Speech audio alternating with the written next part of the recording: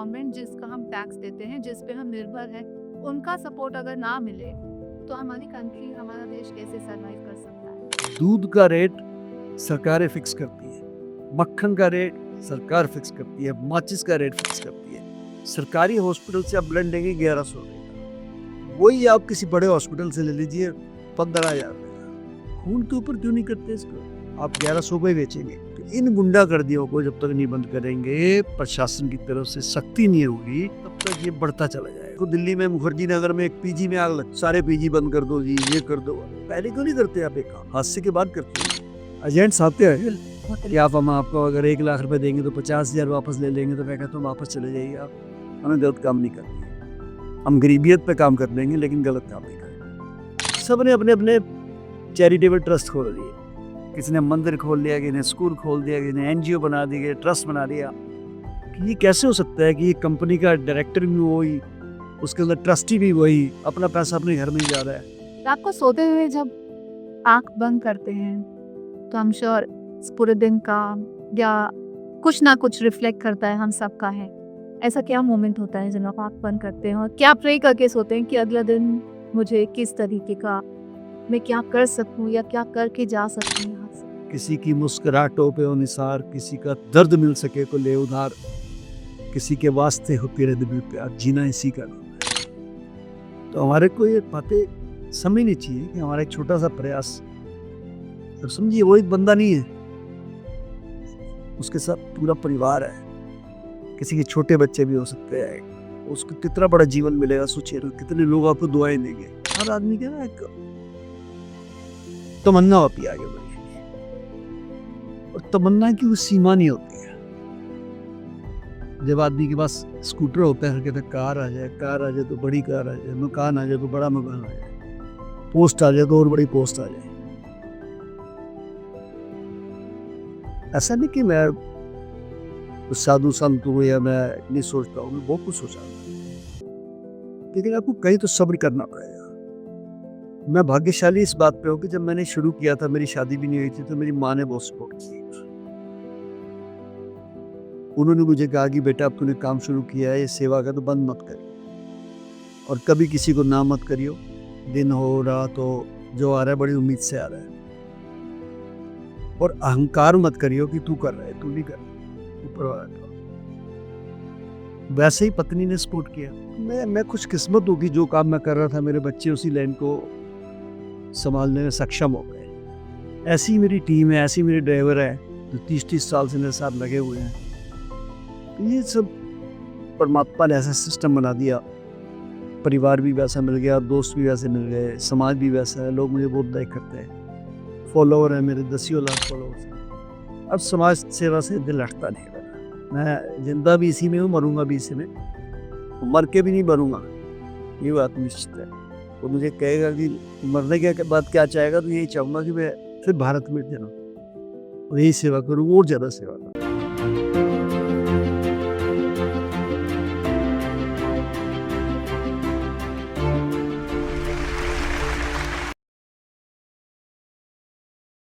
नमस्कार and thank you for tuning in.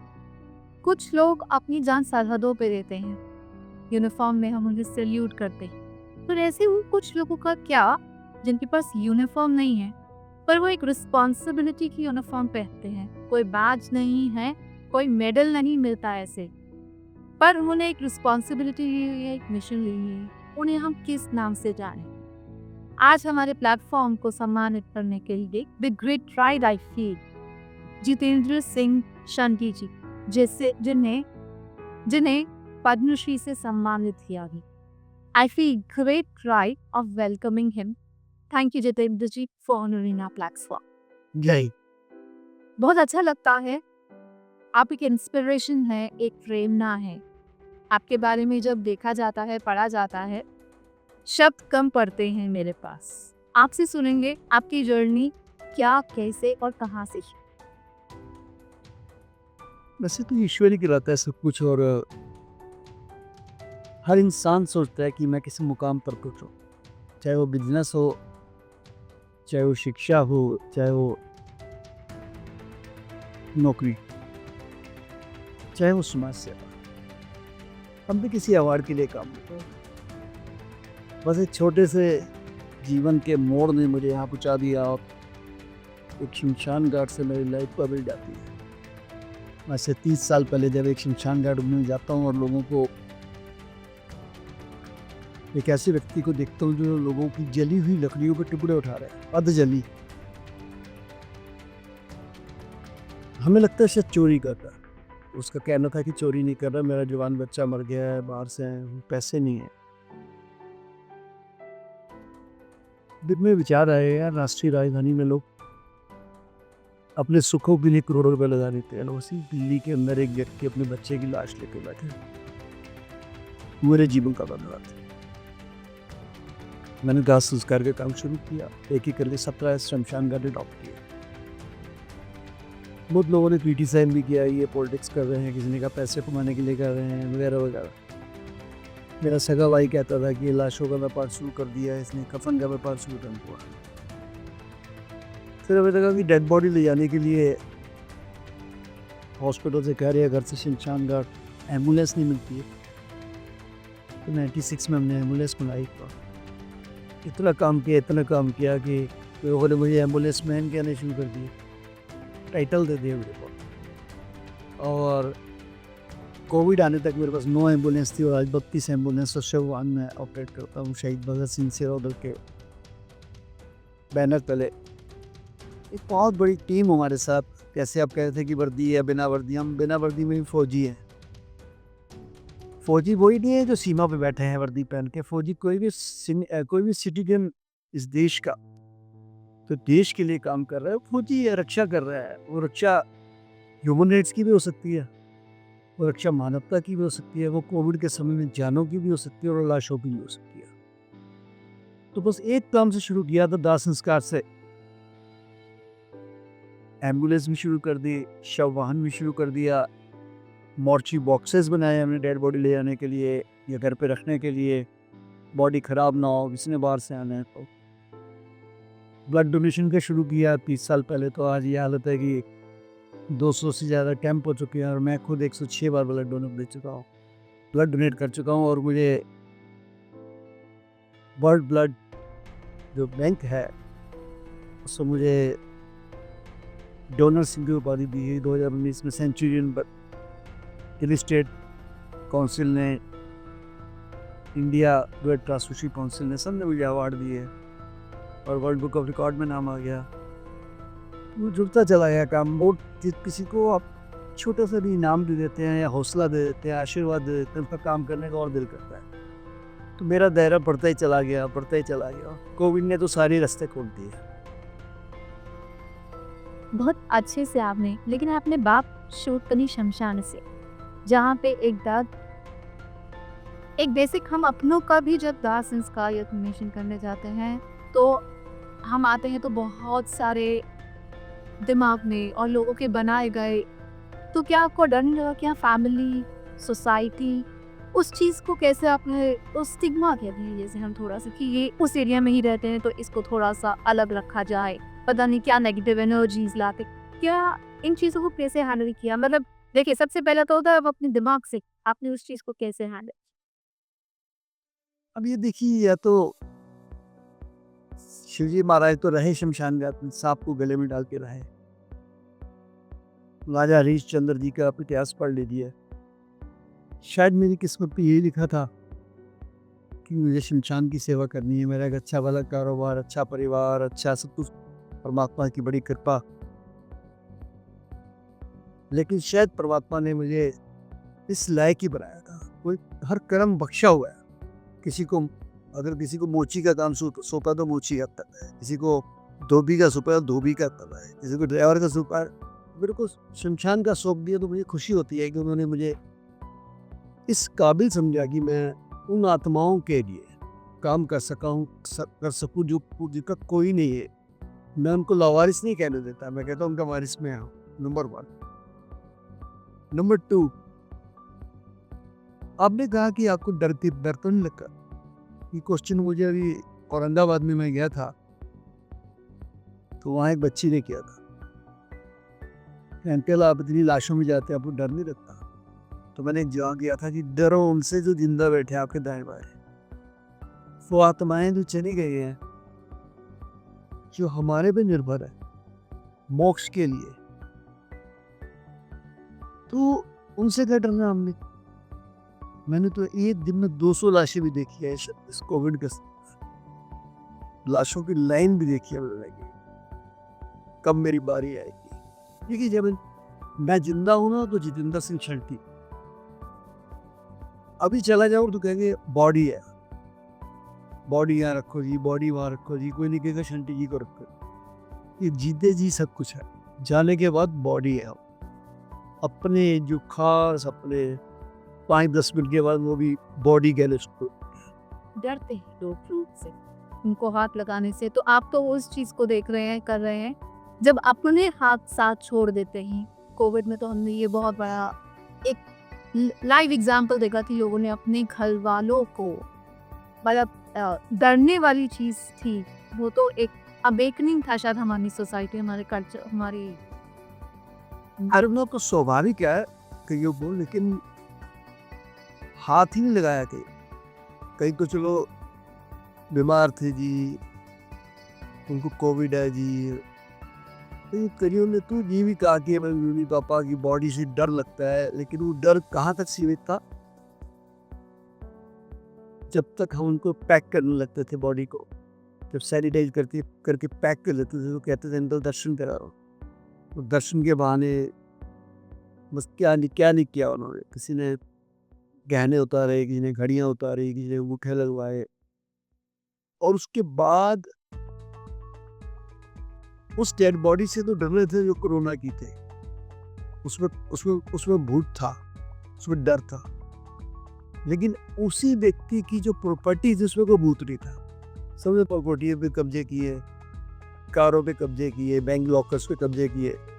हमारे पास आते हुए शमशान घाट पे हमें पर्ची बना दीजिए, हमें डेथ सर्टिफिकेट बना दीजिए, अपने पापा का बीमा लेना है, पापा का मुआवजा लेना है, पापा की प्रॉपर्टी अपने नाम करानी है। आज तक आ रहे हैं लोग, आज तक आ रहे हैं। गुरु ग्रंथ साहिब में गुरबानी में लिखा हुआ है, जगत में झूठी देखी प्रीत, अपने सुख से ही सब लागे क्या दावा का। सब जीते जी है, आंखें बंद, चैप्टर क्लोज, कोई मोह माया नहीं है, किसी को किसी से प्यार नहीं।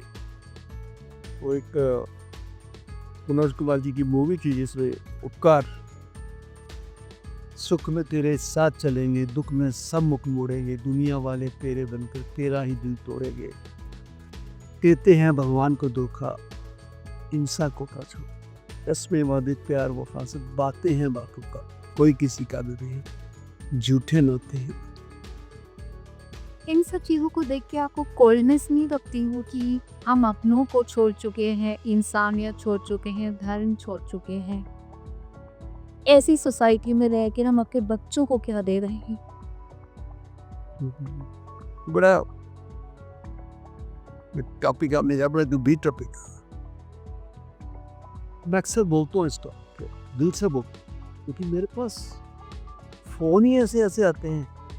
आज ही सुबह एक सज्जन आए थे, पहले फ़ोन आया कि शांति जी मिलना चाहता हूँ। मैंने कहा जी आइए। ये बातों बातों रोने लगे, फिर कहने लगे कि मैं तो एक फॉर्म भरने आया हूँ कि मैं मर जाऊँ तो मेरा संस्कार आप करें। भैया आपको बच्चे नहीं है? जी 4 बच्चे हैं मेरे। पीछे मेरे को पैरालिसिस हो गया था तो मेरे को कोई बच्चे ने आगे साथ नहीं किया। मैं और मेरे मिसिज अकेले थे। मिसिज भी बीमार रहती है, डायबिटिक है, 80 साल की है। मुझे उम्मीद नहीं कि मेरा कोई संस्कार का इसमें रोने देखता हूँ। और मैं अपने पॉडकास्ट में 10 बार बोल चुका है।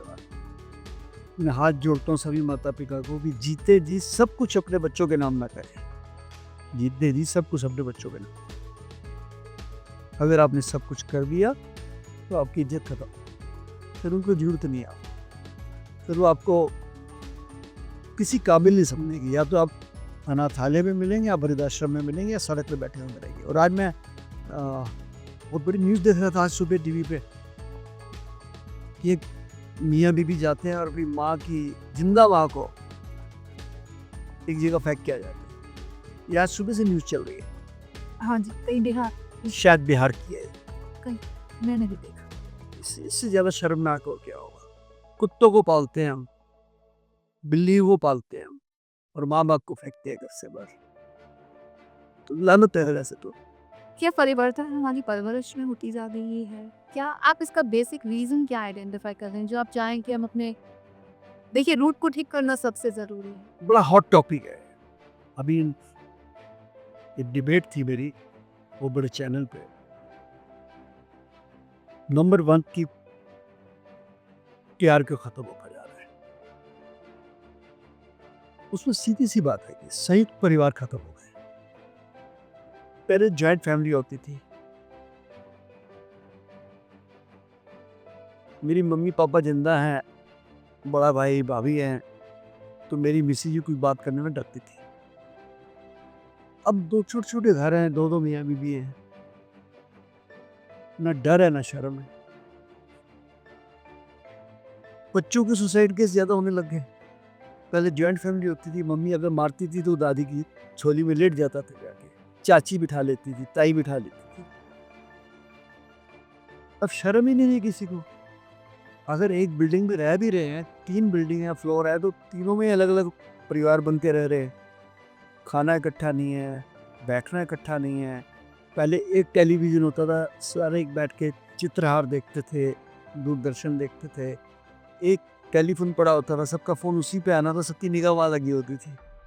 एक फ्रिज होता था। आज वो चीज़ें साधन बढ़ने के साथ-साथ संयुक्त परिवार खत्म हो गए। संयुक्त परिवार खत्म होने के साथ-साथ हमारा आपसी प्यार खत्म हो गया। यही एक वजह है कि हम एक-दूसरे की इज़्ज़त नहीं करते हैं। बच्चे हमारी इज़्ज़त नहीं करते हैं। बच्चों पे हमें बहुत ज़्यादा निर्भर भी नहीं रहना चाहिए। समय का ये फ़र्क है कि डर नहीं रहा। और पैसे की बहुत बड़ी एक वो दिखती है कि भाई पैसा बहुत बड़ी चीज़ है। मैं मानता हूँ कि पैसे के बिना कुछ नहीं है। लेकिन कई लोगों ने हम किसके लिए पैसे कमाते हैं? बच्चों के लिए। झूठ बोल के, चोरी करके, बेईमानी करके बच्चों के लिए घर बना दे, एक बना दे, 2 बना दे, दुकानें बना दे, ये बना दे, गाड़ियाँ ले लें। अभी पीछे मुझे एक सज्जन का फ़ोन आया था, 3-4 महीने पहले की बात है कि शंटी जी मैं हरियाणा से बोल रहा हूँ और मैं विल करके जा रहा हूँ कि मेरा संस्कार आप करेंगे। मैंने कहा जी आपके घर पे कोई जी? कह रहे नहीं 2 पुत्र हैं, मिसेज़ भी है। तो मैंने कहा ये आपको दिमाग में आया कैसे? कहते नहीं मैं बहुत ज़्यादा भरा पड़ा हूँ अंदर से और मैं मन बना चुका हूँ। मैंने कहा कारण तो होगा कोई। मैंने सोचा दिल हल्का हो उनका। तो जो उन्होंने बात बताई वो वाक़ई ऐसी थी कि मेरे बेटे ने मुझे सरेआम थप्पड़ मारा पहले सड़क पे। और अभी 3 दिन पहले हम कार पे जा रहे थे, तो मैंने लड़के को बोला कार ढंग से चलाओ। तो उसने मुझे कार से उतार दिया चलती सड़क पे, चलते रास्ते में ही। और हद तो इससे भी ज़्यादा होगी कि मैं उतर गया, मेरी मिसेज़ मेरे साथ नहीं उतरी, वो मेरे बेटे के साथ चली गई। तो मुझे लगा कि जब मेरी मिसेज़ भी मेरे साथ नहीं है, बच्चे वैसे मेरे साथ बदतमीज़ी कर रहे हैं, तो मेरा तो उम्मीद नहीं कि मेरे को संस्कार भी करे। तो मैंने मन बना लिया है शंटी जी कि मैं शहीद भगत सिंह सेवा दल को विल करके जाता हूँ। मैं अपने बच्चों को कुछ नहीं दूँ। ये हालात बन चुके हैं। मैंने उनका बड़ा दिल रखा, मैंने बात करी बहुत 2 घंटे ताकि उनका थोड़ा मन हल्का हो जाए।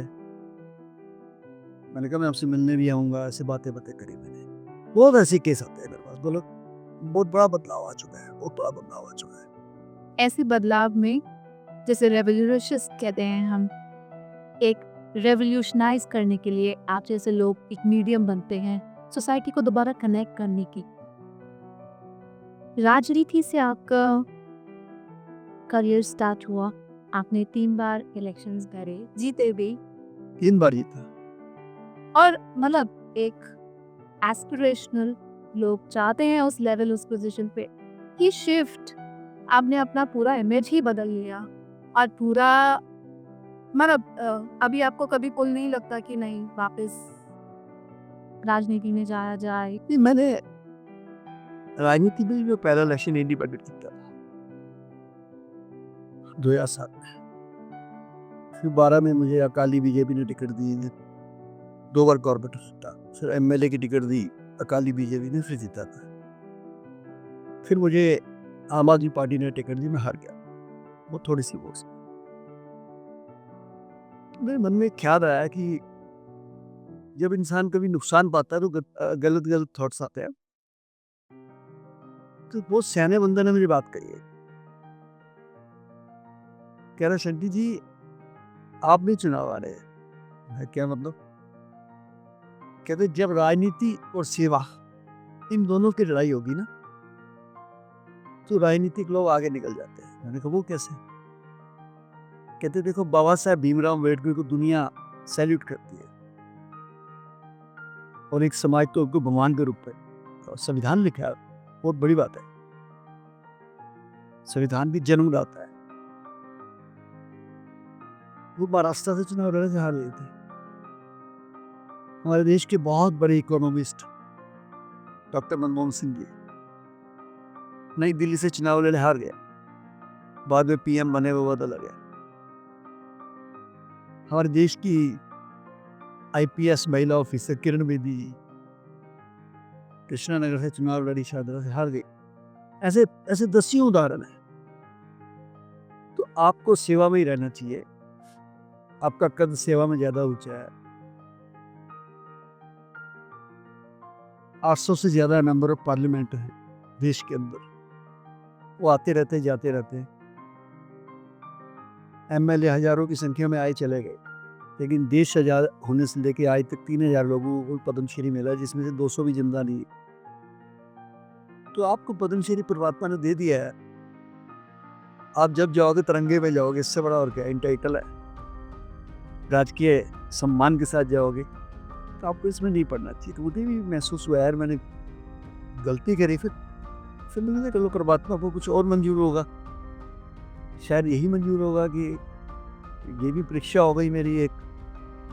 तो तब से मुझे लगा कि नहीं, मुझे समाज सेवा में ही रहना चाहिए। मुझे ठीक है मेरे पॉलिटिकल टच रहने चाहिए हर जगह, कई काम ऐसे जिनमें पॉलिटिक्स के नहीं होते,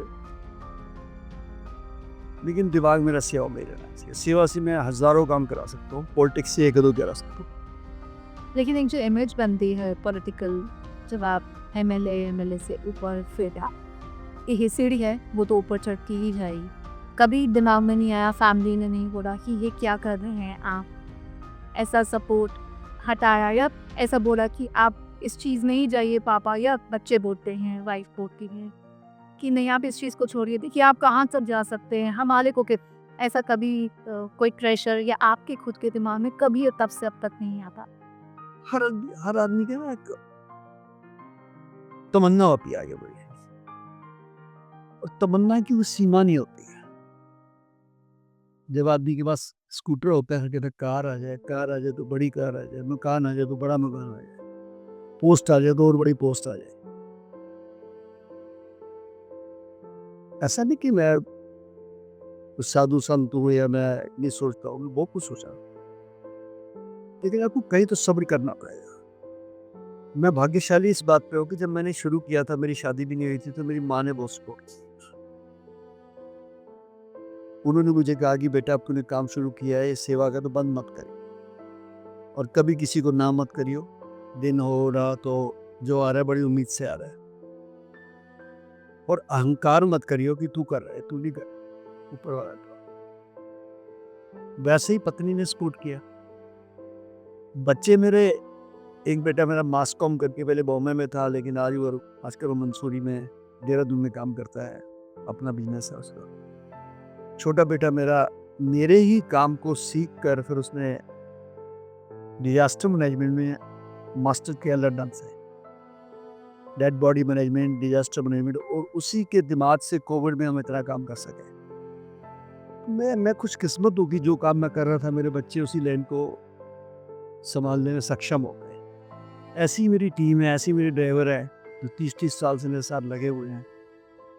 तो ये सब परमात्मा ने ऐसा सिस्टम बना दिया, परिवार भी वैसा मिल गया, दोस्त भी वैसे मिल गए, समाज भी वैसा है, लोग मुझे बहुत लाइक करते हैं, फॉलोअर हैं मेरे, 10 लाख फॉलोअर्स हैं।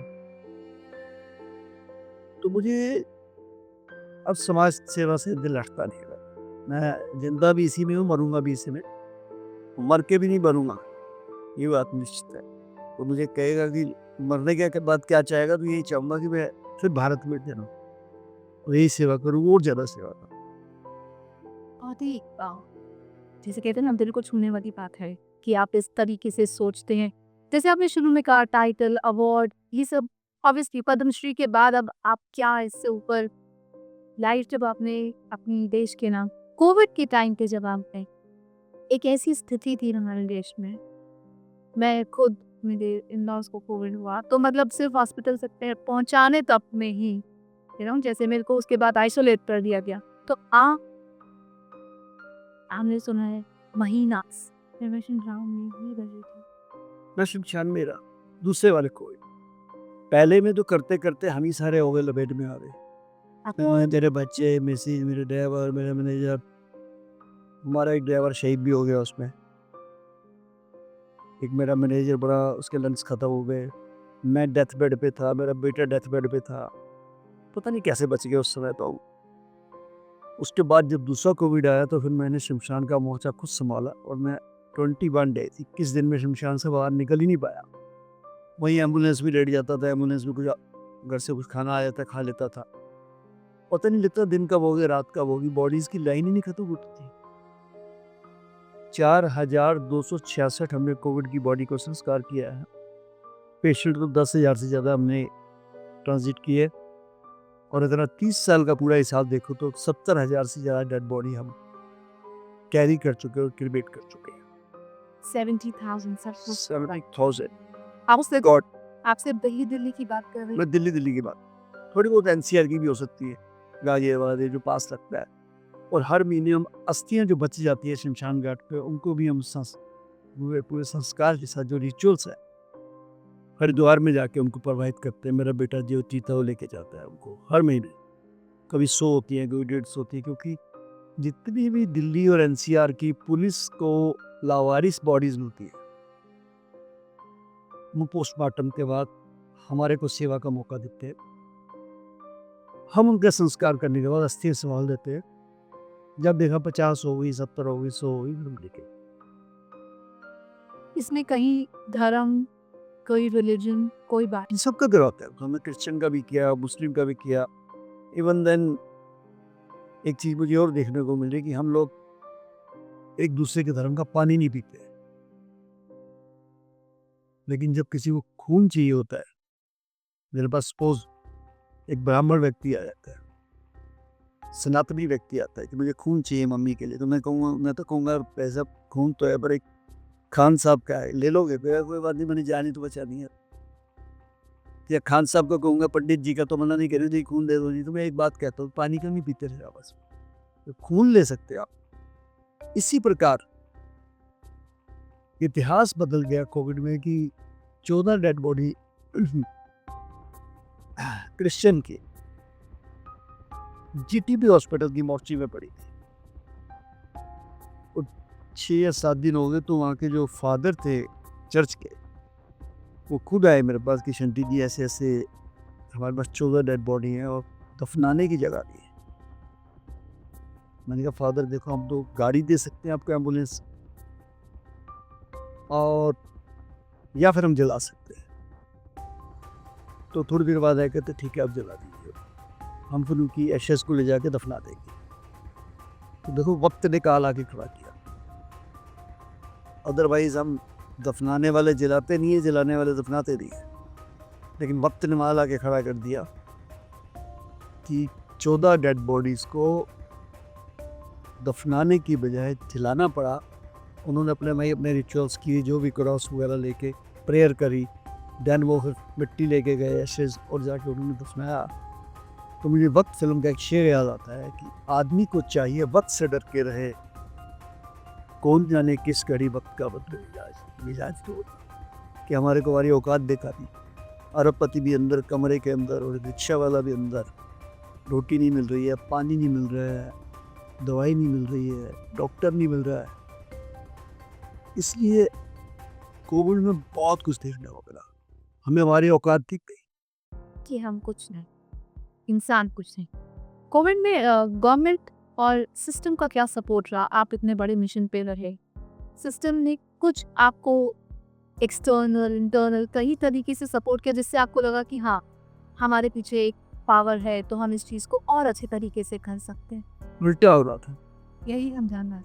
उल्टा ये हो रहा था कि मेरे आसपास जितने हॉस्पिटल थे, किसी के पास डेड बॉडी ले जाने की गाड़ी नहीं थी। तमाम ऑफिसर्स के फ़ोन आते थे, शंटी जी 4 बॉडी वहाँ पड़ी है, 6 वहाँ पड़ी है, 10 वहाँ पड़ी है, घरों में पड़ी है, वो अलग पड़ी है। हमारी संस्था शहीद भगत सिंह सेवा दल 30 साल में हमने आज तक ना दिल्ली सरकार ना भारत सरकार कभी को फंड नहीं लिया, ना उन्होंने दिया में लिया ना लिया। एक नैतिक फर्ज बनता है हॉस्पिटल वाले का, किसी की डेथ होगी तो उसकी डेड बॉडी तो कम से कम शमशान या घर पे पहुंचा दे। मैं दावे से कहता हूँ कि दिल्ली की अगर बात करूँ तो 25-30 हज़ार प्राइवेट हॉस्पिटल हो गए, छोटे बड़े, 50 बेड वाला, 100 बेड वाला, और बड़े बड़े तो बहुत ही बड़े हैं, 5 स्टार भी। एक भी हॉस्पिटल ना 5 स्टार वाला ना छोटे वाला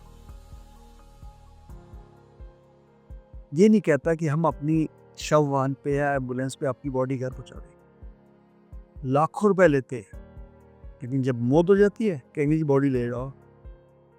अरे वाह, कोविड की बॉडी को घर ले आएगा, रखी नहीं हो, पहली बार कानून ही नहीं है उसको घर ले जाने का। अब इतने बड़े बड़े हॉस्पिटल बने हुए हैं, 10-20 तो मैं छोड़ दूँ जो बड़े वाले 5 स्टार, उनके पास मोर्चरी है, बाकी को बस मोर्चरी का कमरा ही नहीं है। पैसे कमाते हैं अच्छे खासे, पैसे कम नहीं करते हैं, लेकिन बॉडी को जब डेड बॉडी बन गई तो उसे करके अभी ले लो, ये भी ले लो, तुरंत ले लो, पहली बात। दूसरी बात, मानव अधिकारों का अगर सबसे बड़ा उल्लंघन किया है किसी ने इस कोविड में, वो गुंडागर्दी करी है, वो 4 लोग। बहुत सारे हॉस्पिटल्स, बहुत सारी लैब्स, बहुत सारी इंश्योरेंस कंपनी और बहुत सारी फार्मा। अगर मैं गलत कह रहा हूं तो दिल्ली के अंदर 2000 वाला इंजेक्शन 2 लाख का किसने बेचा? दिल्ली के अंदर 500 वाला ऑक्सीजन सिलेंडर 50,000 का किसने बेचा? 1000 वाली एम्बुलेंस 1 लाख में किसने दी? और 5000 10,000 वाला संस्कार लाख रुपए में किसने किया? ये सारी एजेंसियां तैयार हो गई। कुछ हॉस्पिटलों से मेरी बहुत लड़ाई है, डेड बॉडी नहीं देती थी। मैं अपने दम पे कह लो आप, जैसे मर्जी डेड बॉडी ले आता था, मेरे ऊपर 11 FIR भी हुई है उसमें। लेकिन जब मैं बाद में NHRC में कोर ग्रुप में, डिफेंडर्स कोर ग्रुप में NGO गवर्नमेंट मेंबर बनाया, मैंने बात रखी वहाँ, Arun Mishra ji chief justice chairman NHRC, मैंने कहा इसके ऊपर कानून बनना चाहिए। कोई भी डेड बॉडी हॉस्पिटल में पड़ी है, वो कितना भी बिल है, बात कर टॉपिक है, आप बॉडी तो दीजिए ना अगले। तो ये रूल पास हो गया है कि कहीं भी मौत होती है किसी प्राइवेट हॉस्पिटल में, गवर्नमेंट में होती देनी पड़ेगी उनको, प्राइवेट का बिल होगा 20 लाख 30 लाख 40 लाख 50 लाख। लेकिन अब कानून आ गया हमारे देश में कि उनको डेड बॉडी देनी पड़ेगी। लेकिन बहुत मजेदार बात है कि एक भी हॉस्पिटल ने अभी तक डिस्प्ले नहीं किया। आज भी वही ऐसी पैसे लाओ जी, बार्गेनिंग करते हैं, अच्छा कुछ तो दे दो, अच्छा कुछ तो दे दो, अरे बॉडी नहीं देते हैं, बॉडी ही देते हैं। ये राइट हम लोगों को पता नहीं है। ये राइट नहीं पता, NHRC के ये सबको पूरे देश में जा चुके हैं। एक ये और एक ये कि किसी भी शमशान घाट में तो बॉडी आती है, लकड़ी के पैसे नहीं है तो लकड़ी फ्री है, लेकिन उसका डिस्प्ले कहीं नहीं पूरे देश में। हर जगह बिजनेस है जी, हर जगह बिजनेस बनाने का। बिजनेस नहीं, हर जगह मैं कहूँगा चोर बाजारी है। जिसका एक हॉस्पिटल था दिल्ली के अंदर या NCR में, आज उसके बाद 15-15 हॉस्पिटल है। कहाँ से आया पैसा उनके पास? सब कोविड में कमाया। कैसे कमाया? 300 रुपए की PP किट 8-8 हज़ार रुपए की लगाई होगी। एक ICU में आपका पेशेंट है और 25 पेशेंट और पड़े हैं, एक डॉक्टर साहब देखने गए, 26 के 26 पेशेंट को उन्होंने लगा दिया 8-8 हज़ार रुपया कि आपके आप डॉक्टर आया था ना, आया था 8 हज़ार रुपये टिकट है। वो गुंडा कर दी, ये हदें पार कर दिया आपने तो यार, कमाल ही कर दी थी, कमाल ही कर। बाद में ये तुम्हारे जो लैब कंपनी है, 400 रुपये वाला टेस्ट 10,000 रुपये का, घर जाके करेंगे 15,000 रुपये का। यार पैरासीटामोल कितनी महंगी बिकी है। इंश्योरेंस कंपनी का सुन लीजिए, 5 लाख की इंश्योरेंस अगर करी है किसी की, तो 4,97,98,000 तक का तो वो TPA पास करते रहे। जैसे 5 लाख क्रॉस किया, हॉस्पिटल में मिले हुए थे, आपको तो शुगर है जी, आपको तो लीवर खराब है जी, या फिर किडनी खराब है जी, क्लेम नहीं मिलेगा, सारे पैसे ले लो। उत्तम नगर में ऐसे ही हुआ, दिल्ली के उत्तम नगर में, जब 2 बच्चियों ने एक वीडियो डाली कि हमारे पापा को हॉस्पिटल में बंधक बनाए हुए, हम सुसाइड कर लेंगे, तो हम लोग वहाँ गए, छुड़ाया, घर छोड़ के आए जाके। बाद में इंश्योरेंस कंपनी वाले आए, मैंने कहा तुम्हें छोड़ेंगे नहीं, हम किसी भी हालत में नहीं छोड़ेंगे, आप सब गुंडे हो, आप मेरे हो आपस में।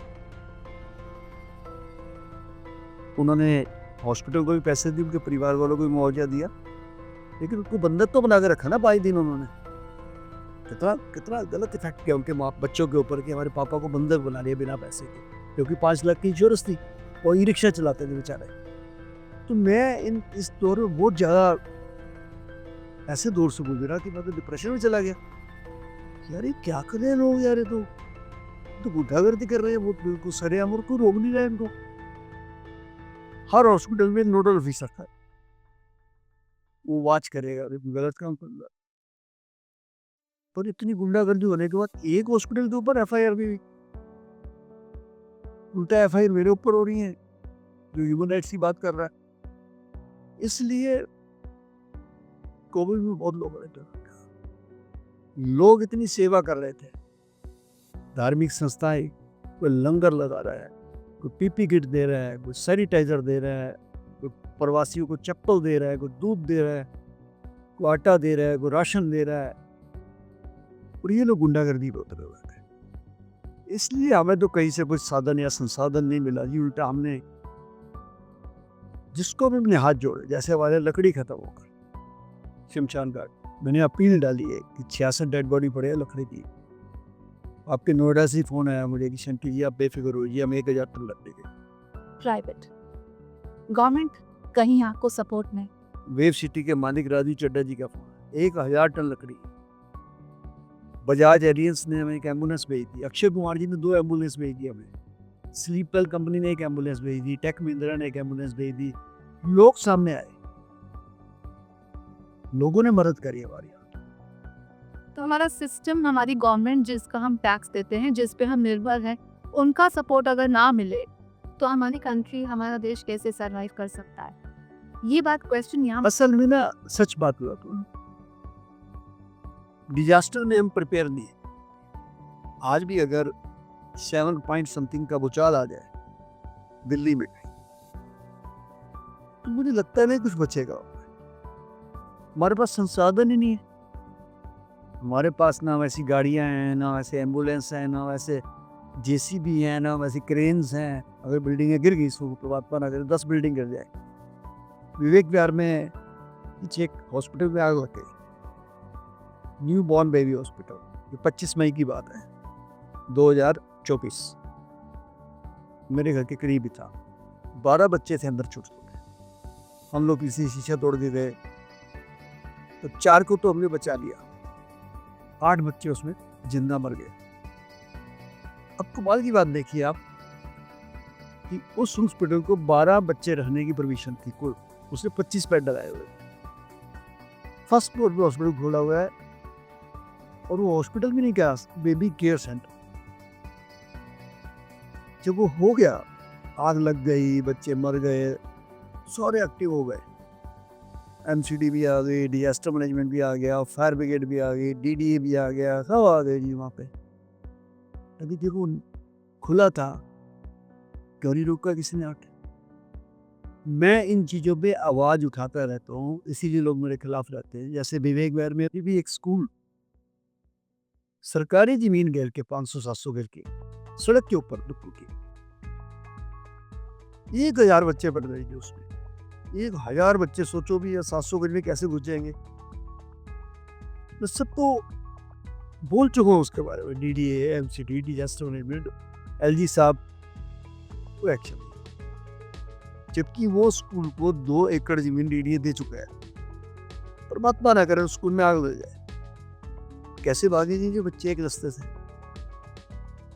तो जब कुछ हादसा, अब देखो दिल्ली में मुखर्जी नगर में एक पीजी में आग लग गई, सारे पीजी बंद कर दो जी, ये कर दो। अरे पहले क्यों नहीं करते आप एक काम, हादसे के बाद करते हो ना।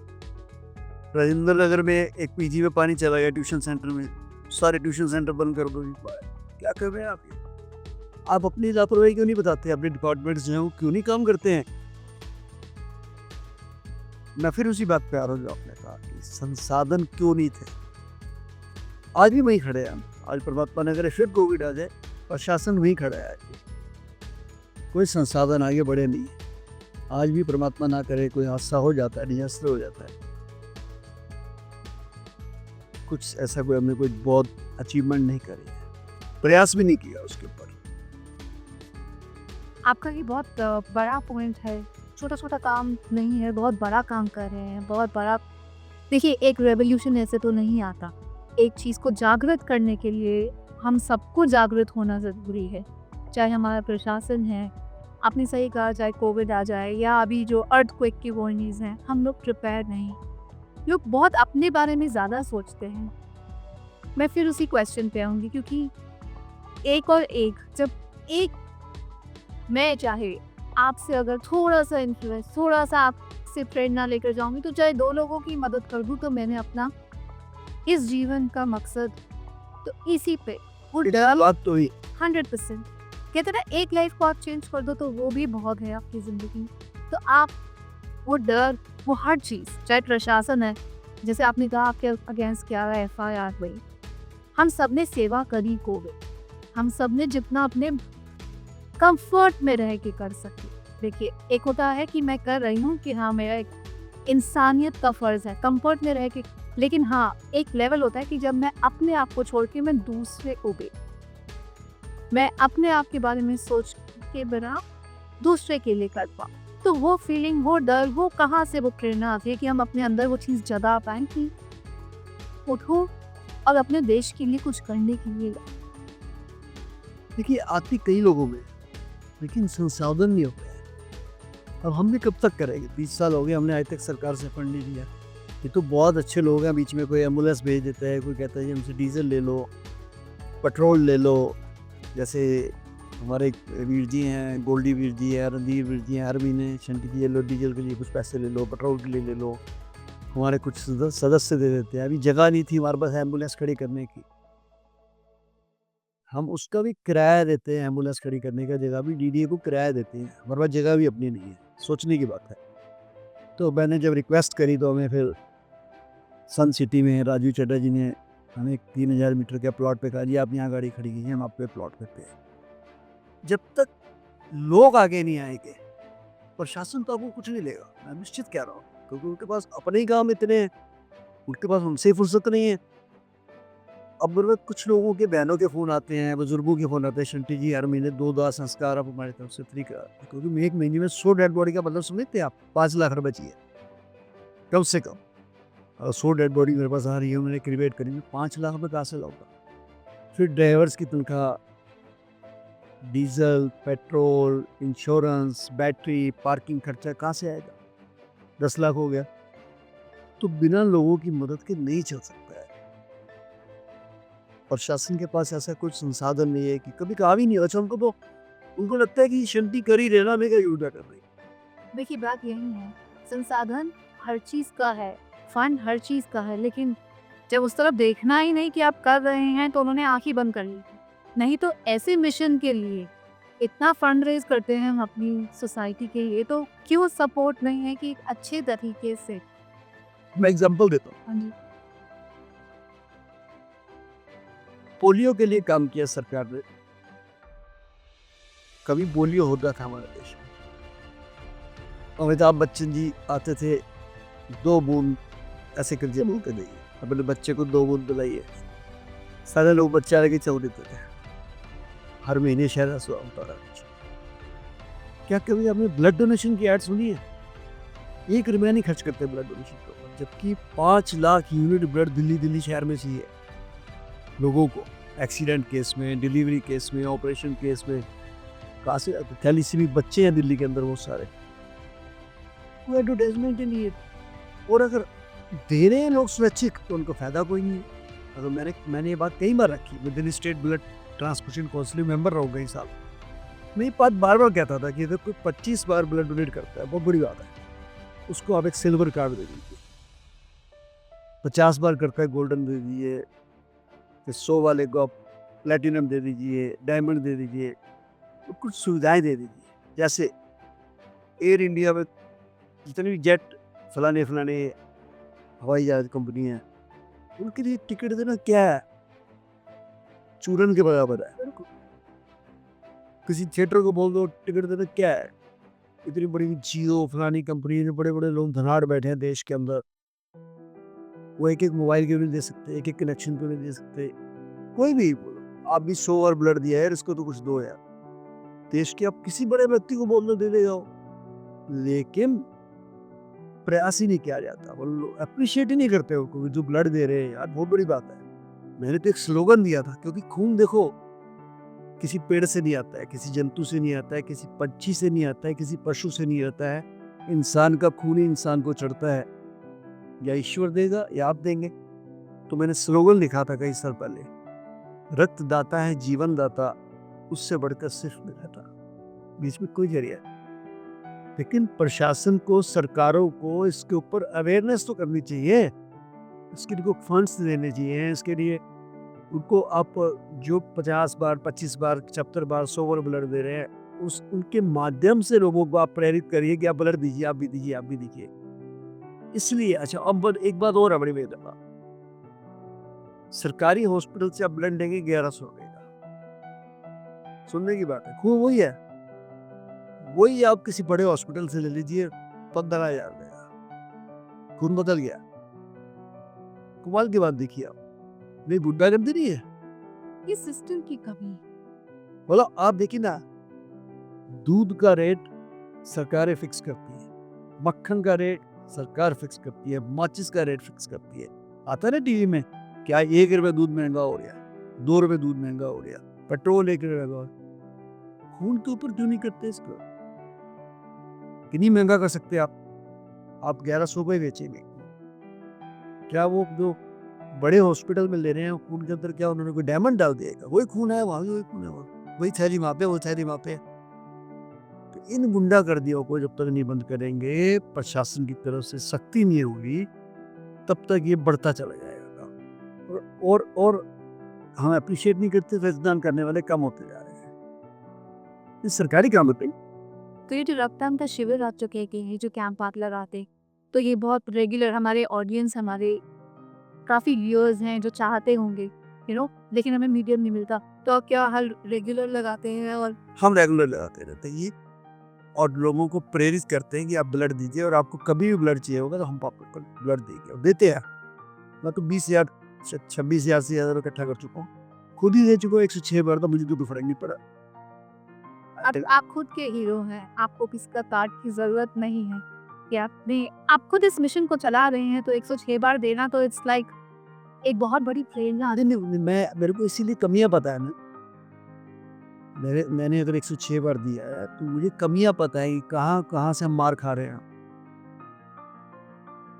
कोविड के अंदर क्या हुआ था, यही प्लेटलेट 1-1 लाख हमें बिके थे, जिसकी कीमत 4,000 रुपए। हम उसके ऊपर नहीं कंट्रोल कर पाए तो राशन के ऊपर कंट्रोल क्या करेंगे, बाकी चीजों तो कैसे करेंगे? हम कहाँ खड़े हैं, इस पे आइए बात करें। बहुत जरूरी और बहुत ही इम्पैक्टफुल बात। पर यही एक कारण है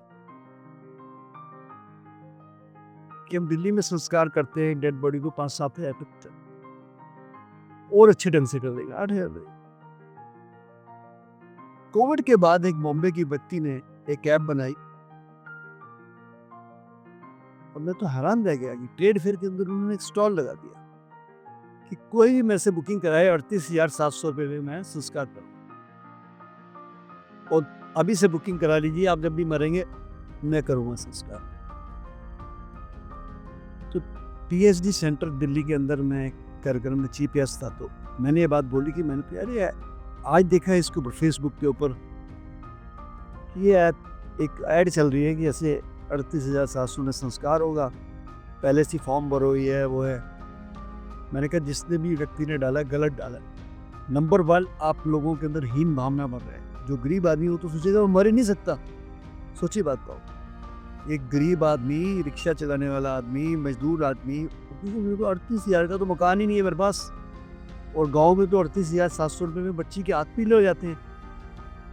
जिसने भी ये डाली है मैं उसके खिलाफ कंप्लेंट करूँगा, उसको जेल भेजूँगा। मैंने बोला, वो व्यक्ति वहीं बैठा था, बड़ी मजेदार बात, कह रहा जी मैंने डाली थी। मैंने कहा तो क्या रोया, तेरे बॉम्बे आ रहा हूँ मैं बॉम्बे गया, मैंने उससे सारी जांच करी, उसके खिलाफ कंप्लेंट कराई, उसकी दुकानदारी बंद करके आया बॉम्बे में।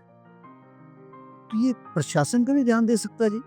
क्या ये शंटी ने जिम्मेदारी ली है क्या पंगे लेने की और अपने ऊपर केस कराने की? अभी क्या हुआ, इसी महीने की बात बताऊँ, मैं जैसी फेसबुक खोलूँ रोज, तो एक हकीम साहब ऐड चला रहे हैं, नींबू का छिलका और सोडा खाइए, आपका शुगर एक दिन में खत्म। हकीम डॉक्टर पता नहीं क्या क्या लिखते थे। अब हमारे देश में तो 10 से 15 करोड़ 20 करोड़ लोग शुगर के पेशेंट है। अब मैं क्या देखता हूँ, एडवर्टाइजमेंट बढ़ती जा रही है, इंस्टाग्राम पे, ट्विटर पे, फेसबुक पे, गूगल पे, हर जगह, यूट्यूब पे। अब क्या हो रहा है उससे आगे, वो दिखा रहे हैं जी, एक जितने भी ये समाचार की चैनल है बड़े बड़े, आज तक, NDTV, India TV, Ravish Kumar, इनको दिखा रहे हैं कि वो उसके लिए बोल रहे हैं कि ये हकीम साहब को भारत रत्न का अवार्ड मिला हुआ है और नोबेल पुरस्कार मिला हुआ है। मैंने बड़ा दिमाग लगाया उस पर, मैंने कहा यार ये बनता है, 3 दिन के अंदर इसको नोबेल पुरस्कार भी मिल गया, भारत रत्न। तो मैंने सब देखा, मैंने कहा ये तो सब जितनी एडवर्टाइजमेंट है एआई से बनाई हुई है, सब नकली, किसी चैनल का असली काम नहीं था ना। रवि सबको आजकल फेस को चलता हुआ ऐसे बना देते हैं।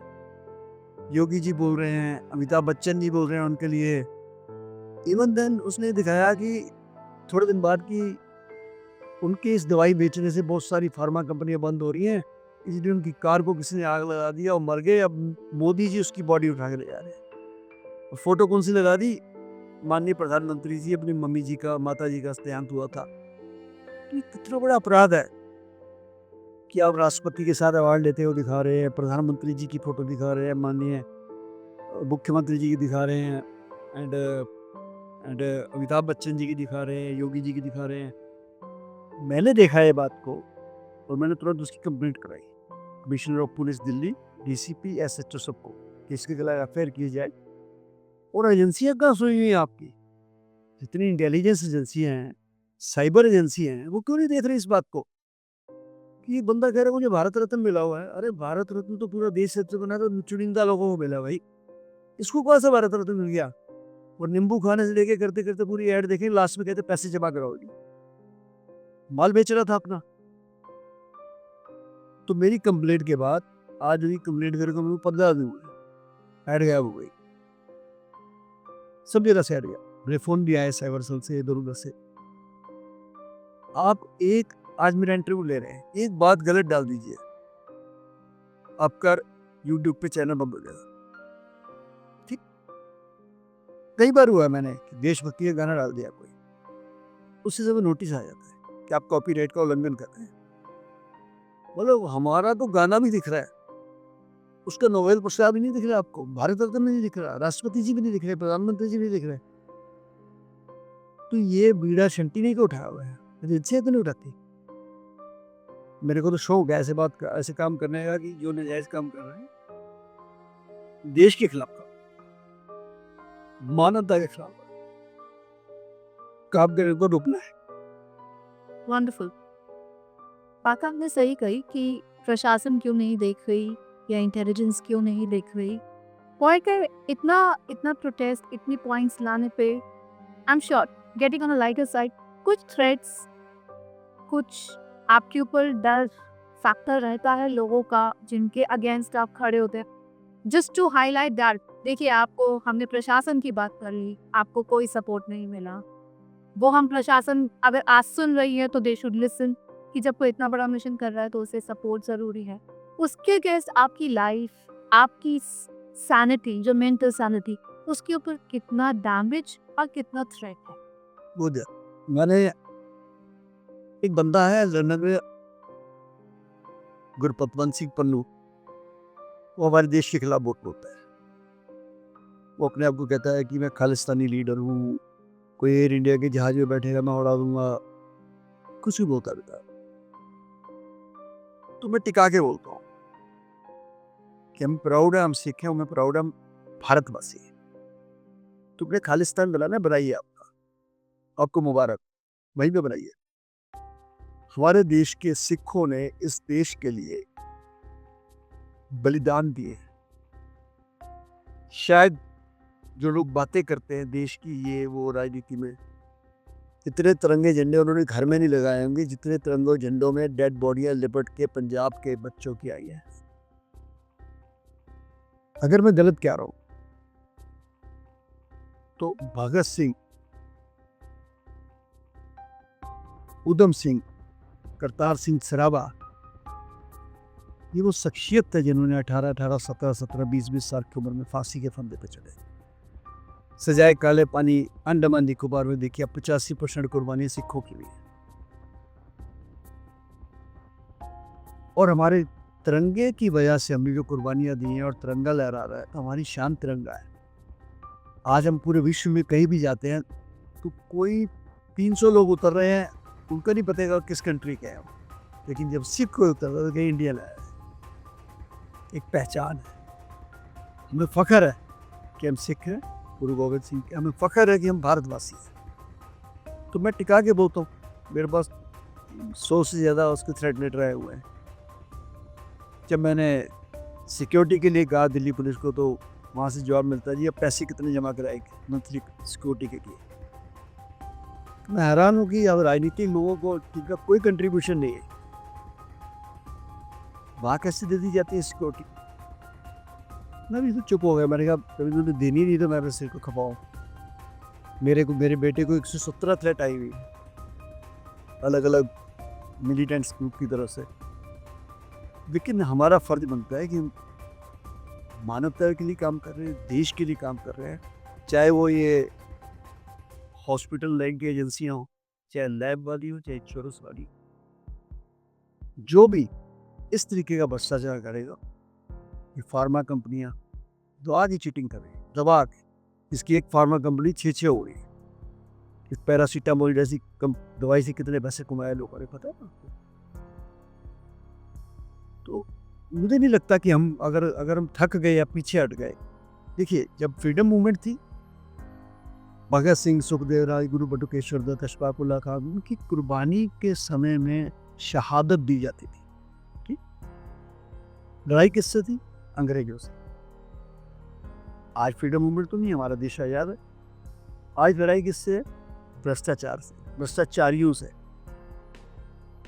अगर हम चुप करके बैठे रहे, मेरे बेटे ने ही कहा एक दिन कि पापा ये आप ये हकीम के खिलाफ कंप्लेंट क्यों करा रहे हो? मैं तो इसलिए करा रहा हूँ नहीं तो रोज ही आना शुरू हो जाएगा और करोड़ों लोगों के पैसे चले जाएंगे बेटा इसमें। और वही बात हुई है एग्जैक्ट। मैंने जब फेसबुक पे डाला कि इसके खिलाफ मैं कंप्लेंट करा रहा हूँ, ऐसे हज़ारों कमेंट्स आए उसमें कि हमने भी पैसे दिए हुए हैं, शंटी जी आपने बचा दिया हमें, हम आपके साथ हैं, हम आपके साथ हैं। एक मूवमेंट बन गई, एक मूवमेंट बन गई। हमारा फर्ज बनता है। मैं अक्सर देखता हूँ सड़क पे कोई एक्सीडेंट होगा, मुझे लोग एम्बुलेंस मैन क्यों कहते हैं? मैं एम्बुलेंस में जा रहा हूँ, एक व्यक्ति मरा पड़ा है, लोग क्या करेंगे? कैमरा निकालेंगे, फोटो है नहीं सूट, बस। अरे भैया कैमरा निकालो, लेकिन उस फोटो को पुलिस तक भेजो, एम्बुलेंस तक भेजो, उसकी मदद करो। देखो तो उसको फर्स्ट एड की जरूरत है। ज़्यादा तो नहीं कह सकता, लेकिन अगर मैं 30 साल के सफ़र में बोलूँ तो 100 से ज़्यादा ऐसे लोग जो मैं हॉस्पिटल लेके गया, फर्स्ट एड दी और बच गए। बिल्कुल, जिनको लोगों ने मृत घोषित कर दिया, वहाँ पुलिस ने भी घोषित कर दिया कि शंटी जी आप डेड बॉडी कैसे ले जा रहे हैं? मैंने कहा नहीं, ये बंदा जिंदा है, मेरी कोशिश सफल होने पर, वो बच गए। सबको ये प्रयास करना चाहिए कि आप उस समय उसको फर्स्ट एड दो, उठा कर हॉस्पिटल लेके जाओ। और अब तो कानून आ गया सुप्रीम कोर्ट का कि आप किसी को भी लेके जाते हैं और हॉस्पिटल में, तो आपको कोई आपके ऊपर कोई किंतु परंतु नहीं करेगा कि आप क्यों लेके आए हो, क्यों। मैं तो जाती पहले मैं काट देता हूँ ना, मेरा नाम लिखो, मैं लाया हूँ, करो मेरे खिलाफ एफ आई आर करो कंप्लीट। लोग डरते हैं कि जाकर वही फंस जाएंगे, पुलिस पैसा मांगेगी, उनको उनका दिल रुखने ध्यान रखने के लिए पैसा देना पड़ेगा, तो लोग फंस जाते हैं। तो वो सोचते हैं कि आराम से साइड से निकल लो, वो अपने आप ही उनकी भगवान नहीं करनी होगी तो करेंगे, नहीं तो आप जैसे कुछ मसीहा जबकि ऐसा कुछ नहीं है। कानून ये कहता है कि आप किसी को भी बचा, तो गवर्नमेंट स्कीम में लेके आइए। मेरी गवर्नमेंट में आई थी शायद 3-4 साल पहले कि जो किसी की जान बचाएगा उसको भी अवार्ड देंगे। चाहे ना भी दिया हो, मैं कहता हूँ एक एप्रिसिएशन नाम तो है ना भी दे। मैं कहता हूँ, मैं जा रहा था सिलमपुर के फ्लाईओवर पे, मेरे सामने एक स्कूटी पे लड़की जा रही है और आगे एक छोटा सा बच्चा खड़ा है, पीछे उसकी मम्मी बैठी है और एकदम गिर जाती है, वो सारा शरीर उसका खून से भर जाता है।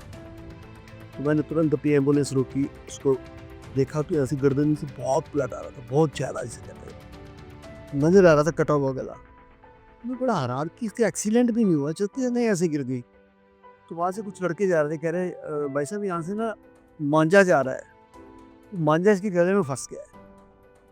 अब मैं चाहता तो मैं भी चला जाता वहाँ से। मैंने फट अपनी एम्बुलेंस में से शॉल पड़ी थी, उसको निकाला, उसकी गर्दन में लपेटा, बिठाया गाड़ी में, लिटाया उसको, सीधा मैं सेंट स्टीफन हॉस्पिटल वहाँ गया। तो उन्होंने कहा 4 मिनट में पहुँच गया। वो कह लगी जी तो इसकी सारी नसें कट गई हैं, बहुत डॉक्टर आएगी है और पैसे लगेंगे वो। मैंने कहा मैं ले आया हूँ, अब आपका क्या है। 10,000 मेरी जेब में पड़े थे, मैंने दिया, बाकी उन्हें दोस्तों को फ़ोन किया, 50,000 आ गया वहाँ पे। 1 हफ्ते के बाद बच्ची ठीक हो गया, आई अच्छी बनी, आज नंदनगरी में रहती है। तो कितने दिल को खुशी हुई कि एक बच्चे की जान बचाई हमने। हर व्यक्ति को सोचना चाहिए रास्ते चलते कि कोई व्यक्ति गिरा पड़ा है, आपकी थोड़ी सी मदद उसके परिवार वालों को सूचित करता हूँ। मैं कहता हूँ आप सिर्फ इतना करो, उनको हॉस्पिटल पहुँचाओ, उसके परिवार को सूचित करो, क्योंकि हो सकता है उसको ब्लड की जरूरत हो सकता है हॉस्पिटल में पैसे की जरूरत हो, 4 बंदे खड़े होने की जरूरत हो। तो आप अपने सारे काम छोड़ दीजिए उससे। और ये लापरवाही, पीछे मैंने वीडियो डाली थी इसके ऊपर, हमारे जानकार 2 भाई, सके भाई, दुकान पे जा रहे हैं, उनके पापा रोज 1 घंटा पहले चले जाते हैं, 2 घंटा पहले। जैसे ही वो दोनों भाई जा रहे हैं तो उनकी दुकान से आधा किलोमीटर पहले बड़ी भीड़ लगी बस स्टैंड पे। उन्होंने ब्रेक मारी, फिर कहता नहीं चलो चलो जल्दी दुकान पे जाना है। अब वो दुकान पे चले जाते हैं तो उनको फ़ोन आता है लैंडलाइन पे, तब मोबाइल नहीं होता कि ये इनको जानते, कह रहे हमारे पिताजी, कह रहे बस स्टॉप पे मरे पड़े हैं। वो भाग के दोनों कह रहे यार यहाँ से तो अभी निकल के गए हैं। वो पापा उनके बस पे जाते थे, बस में हार्ट अटैक हो गया, बाहर निकले मैं मर गया। तो वो सारी जिंदगी उनके दिल में मलाल रहे हैं यार, हम अपने बाप को नहीं उठा सके। भाई आप, कोई व्यक्ति गिरा पड़ा तो मैं जाता हूँ वहाँ पे, हो सकता है मेरे को जानकारी निकल आए जी, हो सकता है। जैसे मैं एक जागरण में गया तो मैंने कहा लाइटें को बंद, आज जागरण खाता तो कैंसिल हो गया। कहते नहीं, वो जो बिजली का काम कर रहा था उसका पैर नंगी तार पे आगे मर गया। मैंने कहा कहाँ है, कहते वो पड़ा हुआ है। मैंने चेक किया तो उसकी पल्स थी। मैंने फटाफट अपनी एम्बुलेंस में लेटाया, मैं जीटीबी हॉस्पिटल लेके गया, 1-2 दोस्तों को साथ दे गया। मैंने इसे पैजर मारो अच्छी तरह। डॉक्टर ने कहा जी आप डेड बॉडी ले आए, जी आप इसकी ईसीजी करके दिखाओ। थोड़ी बहस करी तो ईसीजी हुई तो जिंदा था वो। उन्होंने शॉक दिया, 15 मिनट के बाद उनके घर से मुझे फ़ोन आ रहे हैं कि शेट्टी जी हमका पोस्टमार्टम मत होने देना। मैं नहीं, जिंदा है, ले जाओ आकर। प्रयास का मैं बंदा आज भी कहता है सबको कि मैं जिंदा हूँ तो शेट्टी जी के प्रयास से जीता हूँ, शहीद भगत सिंह सेवा दल के प्रयास से जीता हूँ। हम नहीं कर रहे हो, करा रहा ईश्वर है। लेकिन अब संसाधन भी है हमारे पास, परमात्मा ने दिए हुए हैं, कम से कम उसको इस्तेमाल तो करे भाई, कोशिश तो करें। वो कहते हैं ना कि कौन कहता है कि आसमान पर सुराख हो नहीं सकता। एक पत्थर तो तबीयत से उछालो यारो, शुरुआत तो करो आप। हम कोशिश ही नहीं करते हैं। तो ये मेरा कहना है। बहुत जोरदार लाइन है कि आप एटलीस्ट ट्राई तो करो, प्रयास तो करो, होना ना होना उसके हाथ में। और हम एक छोटे थे, आपने बोला कि आप हर जगह एम्बुलेंस आपका, आप उसी से कम्यूट करते हैं कि मतलब जहाँ पे कुछ दिस इज, मेरी एम्बुलेंस में सब कुछ होता है, ऑक्सीजन। नहीं तो आप एम्बुलेंस पे ही ट्रैवल करते हैं। हाँ, कहीं भी जाऊँगा मैं, यूपी भी जाऊँगा, कहीं भी जाऊँगा, पंजाब जाऊँगा, यूपी जाऊँगा एम्बुलेंस में, राउंड द क्लॉक। शादी पे भी एम्बुलेंस में जाता हूँ। उसमें स्ट्रेचर रहता है, उसमें डेड बॉडी रखने का बैग रहता है, उसमें ऑक्सीजन रहती है, उसमें आग बुझाने का यंत्र रहता है, सब चीज़ रखता हूँ गाड़ी में। कहाँ किसी को ज़रूरत पड़ जाए। हाँ, फर्स्ट एड वगैरह अमूमन हाईवे पे तो रोज़ ही मिलती है मुझे कोई ना कोई पेशेंट। वो स्कूटर वाले को कार वाला मार गया या कार पलट गई, तुरंत में हम कर लेते हैं। हम डरते डरते नहीं है, हमें हमारे लिए डेड बॉडी बंदा एक बराबर है, और हमें पता है कि वो उठा के ले जाएंगे तो बच जाएगा। उसको सब बड़ी बात ही यही है कि दिमाग की जब यही हो कि कोशिश करने बांध वाले रहे भी। हाँ, फर्स्ट एड देखिए कि ज़्यादा ब्लीडिंग हो रही है, उसकी टांग बांध दीजिए ना। सपोज यहाँ से टांग कट गई, ऊपर से बांध दीजिए आप, तो नीचे ब्लड ही नहीं जाएगा। अगर 9 लीटर ब्लड है खून के अंदर तो 5 लीटर निकल गया तो मरना शुरू हो जाएगा वो तो। रोक दीजिए ब्लड को। कोई आपका एक्सपीरियंस है या आपको ऐसी स्टडी? नहीं ना, समझो हम सब लोगों ने ट्रेनिंग करी हुई है इसके लिए। मैं एक बात बताता हूँ, मैं हैदराबाद जा रहा था, नहीं सॉरी चेन्नई, एयरपोर्ट पे था, मेरे साथ 4 लोग थे। जैसे ही मैं एयरपोर्ट के अंदर घुसा, सिक्योरिटी चेक के बाद एक सज्जन गिरे पड़े। 1-2 लोग चलते जा रहे हैं जैसे कीड़ी जैसे कोई पंछी पड़ा हो, कीड़ियाँ चलती जा रही है। तो मैंने कहा ये पड़े क्यों हुआ है? तो पुलिस वाला कह रहा था कि शायद कुछ हो गया इनको। मैंने कहा कुछ नहीं होगा, इनको हार्ट अटैक हो गया है, पसीना आ रहा है, मैं देख रहा हूँ इनका। तो मैंने उनको शुरू कर दिया अपना काम में। तो मेरे साथी कहने लगे कि फ्लाइट का टाइम हो गया है। मैंने कहा आप चलिए, मैं दूसरी फ्लाइट से आ जाऊँगा। काम नहीं भी हो रहा, बहुत बड़ी बात नहीं थी, इसकी लाइफ पर। और मैं लग गया जी उसको, मैंने मुंह से भी सांस दिया, कृत्रिम सांस भी दिया। उनकी इतनी देर में उनकी एम्बुलेंस भी आ गई, पुलिस वालों, CRPF वालों। तो मैंने उनको एम्बुलेंस तक भी छोड़ा। मैंने पुलिस वालों को उन्हें नंबर दे दिया, पुलिस वालों का नंबर ले लिया, CRPF वालों, एम्बुलेंस ड्राइवर का भी ले लिया। और अभी फ्लाइट गई भी नहीं थी मेरे जाने तक अंदर, मैं अपना कर्म टेंशन हो रही थी। मैंने वहाँ जाके चेन्नई में उतरते ही फ्लाइट से 2.5 घंटे 3 घंटे से फ्लाइट बंदी थी। फ़ोन मैंने फ़ोन किया एम्बुलेंस को, बोले क्या हुआ? कह रहा बच गए। पापा ने कैसा किया? तो हमारे को ये बातें समझनी चाहिए कि हमारा एक छोटा सा प्रयास, तो समझिए वो एक बंदा नहीं है, उसके साथ पूरा परिवार है, किसी के छोटे बच्चे भी हो सकते हैं, उसको कितना बड़ा जीवन मिलेगा। सोचिए ना, कितने लोग आपको दुआएं देंगे। तो ये जो कर्मों की कहानी आपने, जो आप कर्म पे कर्म और पल की अपेक्षा उसके हाथ पे छोड़कर और इतने लोगों को आप भाई मैं अगर 1 करोड़ की कार में चलूंगा मुझे कोई नहीं पूछेगा। मैं एम्बुलेंस में चलता हूँ, इसलिए मुझे सारे देखते हैं, इसलिए आपको आंधी स्मार्ट हाथ से जाना जाता मुझे खुशी होती है। कोई एम्बुलेंस मैन कह देता है, कोई पद्मश्री कह देता है, कोई नगर सेवक कह देता है, कोई डोनर सिंह कह देता है ब्लड की वजह से। तो अच्छा लगता है, ठीक है, यही जीवन है। किसी की मुस्कुराहटों पे हो निसार, किसी का दर्द मिल सके को ले उधार, किसी के वास्ते हो तेरे दिल पे आज जीना इसी का। बिल्कुल।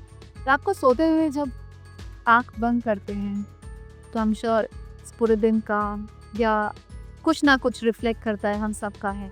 ऐसा क्या मोमेंट होता है जब आप आँख बंद करते हैं और क्या प्रे करके सोते हैं कि अगला दिन मुझे किस तरीके का, मैं क्या कर सकूं या क्या करके जा सकूं यहाँ से? मैंने कभी पूरी नींद नहीं ली, कभी भी पूरी नींद नहीं ली। मैं होश में सोता हूँ, क्योंकि रात को जितनी कॉल आती है तकरीबन वो इमरजेंसी की होती है, या एक्सीडेंट की होती है, हार्ट अटैक की होती है।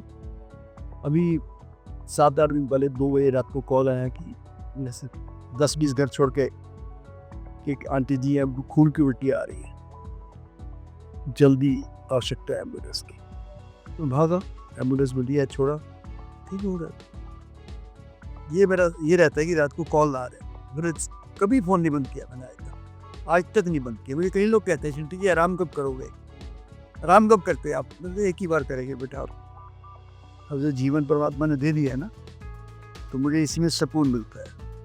अपने लिए जिए तो क्या जिए। आपकी पद्मश्री की बात की, जब आपको पद्मश्री मिला तो आई एम श्योर वो एक मोमेंट अलग ही था गोविंद रामनाथ कोविंद जी के हाथ से। तो क्या फीलिंग थी फैमिली की, आपकी, सोसाइटी की, आपके आसपास के लोगों की, और उसने एक रिस्पॉन्सिबिलिटी जो आपको और दी नो, हाँ, एक चीज़ लेने का मतलब होता है और ज़्यादा रिस्पॉन्सिबिलिटी लेना। वो सफल आपका कैसा रहा? मुझे पता ही नहीं था पतंजलि होता क्या है। मैं तो सोया हुआ था 2021 की 25 जनवरी को। 26 जनवरी की पहली रात को डिक्लेयर होते हैं। तो मुझे स्वास्थ्य मंत्री भारत सरकार से फ़ोन आया कि शिवटी कैसे है, क्या कर रहे हो? मैंने सो रहा हूँ। 11 साढ़े 11 की बात, सर्दी थी। अरे आप सो रहे हैं, आपकी भी लगाइए, आपका नाम स्क्रॉलिंग में आ रहा है, आपका नाम पद्मश्री के लिए घोषित कर दिया गया। कि मैं अवार्ड लेने गया तो माननीय प्रधानमंत्री, राष्ट्रपति, गृह मंत्री सब वही थे, चाय पी रहे थे, ऐसे इकट्ठे हो गए सारे। तो प्रधानमंत्री जी ने क्वेश्चन किया मुझे कि शंटी जी अब कैसा लग रहा है आपको, पद्मश्री मिला है आपको। पहले तो उन्होंने सबको बताया, इंट्रोड्यूस कराया, मेरे को इंट्रोड्यूस कराया कि ये शंटी जी हैं, इन्होंने ये किया वो किया, माननीय प्रधानमंत्री जी ने, राष्ट्रपति जी ने। मैंने कहा ये अवार्ड मुझे नहीं मिला। कहते क्या मुझे? मैंने कहा ये अवार्ड मेरे ड्राइवरों को मिला है, मेरे शमशान घाट पे काम करने वाले कर्मियों को मिला है, मेरे बच्चों को मिला है। कप्तान को नाम होता लड़की तो फौज है ना। तो ये अवार्ड नहीं है, मेरी एक जिम्मेदारी है। जब भी देश के ऊपर कोई आपदा आएगी, मानवता के ऊपर आपदा आएगी, जितेंद्र सिंह शंटी और शहीद भगत सिंह सेवादर तत्पर रहे। मुझे गूज़बम्प्स आ रहे हैं सुन के। कुछ लोग जो आपसे जुड़ना चाहते हैं इस मिशन में जो शरीफ भगत सिंह जी जान देश के कोने कोने से मुझे फ़ोन आते हैं और मुझे बड़ी खुशी है। अभी बॉम्बे से फ़ोन आया था कि हम यहाँ शहीद भगत सिंह सेवादर खोलना चाहते हैं और कई सिटीज़ में खुल भी गया है। तो मैं उनसे निवेदन करूँगा कि वो मेरे से संपर्क करें 8750674433। आप नीचे देना आए हो। और मेरा दूसरा नंबर है 9999979843। आप संपर्क करिए। अगर आप फिजिकली जुड़ना चाहते हैं तो हम वहाँ सेवादल खोल सकते हैं। अगर आप चाहते हैं कि जैसे डेड बॉडी का हम सम्मान से संस्कार कराते हैं, आप उसमें मदद करना चाहते हैं, आप एम्बुलेंस देना चाहते हैं, या आप एम्बुलेंस के लिए फ्यूल देना चाहते हैं, या हमको डेड बॉडी की एम्बुलेंस को खड़ी करने की जगह देना चाहते हैं, या अपने स्टेट में आप खोलना चाहते हैं, तो हम उस हर तरीके से हम उस क्षेत्र का आपको जिम्मा दे सकते हैं। पहले ट्रेनिंग देंगे उसके लिए आके, लेकिन आपको प्रिपेयर रहना पड़ेगा कि आप उसमें आपकी डेडिकेशन चाहिए और निछावरता चाहिए। समाज के लिए काम करना है, क्योंकि हम तैयार तो कर सकते हैं लेकिन काम तो आपने करना है। और हमें किसी प्रकार का कोई लालच नहीं है। ये हमारे का एक ही लालच है कि अगर लाइट नहीं आती है तो हम लोग इन्वर्टर लगाते हैं ना, पानी साफ नहीं होता आरओ लगाते हैं, सिक्योरिटी के लिए सीसीटीवी कैमरे लगाते हैं। तो आने वाले समय में हम लोगों को प्रिपेयर रहना चाहिए। सबको अपने अपनी एम्बुलेंस बनानी चाहिए। धार्मिक स्थलों में जैसे पहले बर्तन बिस्तरे रखते थे, आने वाले समय के लिए सबको कंसंट्रेटर रखने चाहिए, ऑक्सीजन के सिलेंडर रखने चाहिए, क्योंकि हर घर की जरूरत है। पता नहीं कब कौन सा आपदा आ जाए, कोई ऐसा समय आ जाए। तो शहीद भगत सिंह सेवा दल के साथ जो भी जुड़ना चाहते हैं वो नीचे दिए हुए नंबर पर आप संपर्क कर सकते हैं। और हमारा जो QR कोड है वो भी हम इसमें दे देंगे, आप उस पर संपर्क कर सकते हैं। और आपको उसमें जो भी इनकम टैक्स का फ़ायदा होता है, हमारे पास ATG, FCRA या कई कंपनियां जो हैं CSR देना चाहती हैं। अब बड़ी मजेदार बात है कि CSR एक कानून बनाया है सरकार ने कि बड़ी कंपनियां अपनी कमाई में से स्वैच्छिक रूप से 2% की सेवा करें। सब ने अपने अपने चैरिटेबल ट्रस्ट खोल दिए। किसी ने मंदिर खोल लिया, किसी ने स्कूल खोल दिया, किसी ने NGO बना दी, किसी ट्रस्ट बना दिया।